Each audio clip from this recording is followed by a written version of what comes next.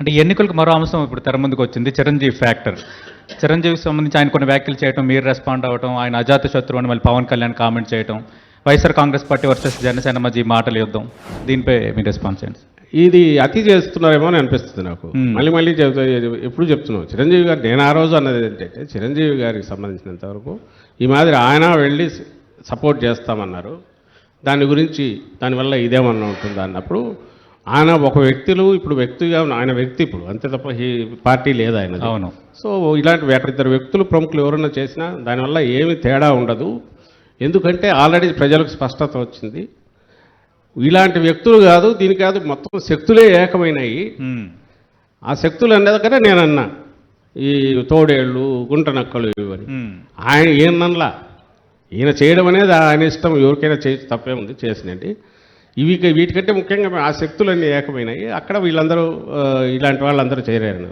ఎందుకున్నామంటే చంద్రబాబు నాయుడు గారి సంబంధించినంత వరకు ఆయన ఒక గేమ్ ఆడే దాంట్లో వీళ్ళు పాత్రధారులు అయ్యారు. ఆయన డైరెక్షన్ ప్రకారం నడుస్తున్నారు, ఈ ఎండ్ నుంచి ఆ ఎండ్ వరకు. 2 నేషనల్ పార్టీస్తో కూడా పెట్టుకున్నాడు, ఓ డైరెక్ట్ ఓటి ఇండైరెక్ట్.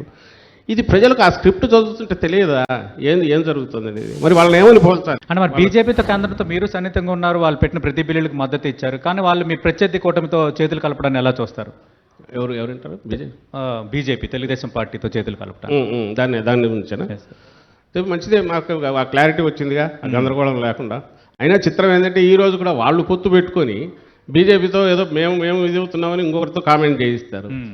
విచిత్రమైన ఆట. ఈ స్టేట్లో ఉన్నంత ఉండేది వాళ్ళు పొత్తులో ఉన్నారు. ఎన్డీఏ ఈసారి వచ్చేది, పైగా ఎన్డీఏ ప్రభుత్వం అంటున్నాడు చంద్రబాబు కూడా. నన్ను చూడద్దు, ఎన్డీఏని చూడండి అంటున్నాడు, అంటే మోడీ గారిని చూడండి. సో అంత ఇదిగా ఇక్కడ వచ్చేది ఎన్డీఏ ప్రభుత్వం అనుకొని బీజేపీతో పొత్తు పెట్టుకొని వాళ్ళు ఉన్నప్పుడు, ఇటువైపు స్పష్టతతో ఏకంగా ఒకే మేము వచ్చినప్పుడు, అసలు ఒకరితో మాతో పోటీ పడడానికి ఒకరు నా శక్తి చేయలేదని ఏ రోజైతే చంద్రబాబు అనుకున్నాడో ఆ రోజే he lost this one case. అది లేదు ఇంతమందితో పెట్టుకొని. ఇప్పుడు వాళ్ళు చూపిస్తున్నది ఇంతమందితో ఎక్కువ మందితో పొత్తు పెట్టుకోవడం అనేది వర్చ్యూ కింద చూపడం కూడా ఆశ్చర్యంగా ఉంది. అదే డెమోక్రసీలో అవసరమైంది. ఒకరే రావడం అనేది కరెక్ట్ కాదనేది, ఈ కొత్త థియరీలు తీసుకురావడం, ఇవి కూడా ఆశ్చర్యంగా ఉంది. సో మళ్ళీ 3-4 కలిస్తే బలమే కదా మామూలుగా చూసి. ఎందుకు 3-4 కలుస్తున్నారు? ఓ బలవంతుడిని ఎదుర్కోలేక. ఓకే, మరి బలవంతుడని యాక్సెప్ట్ చేసినట్టే కదా.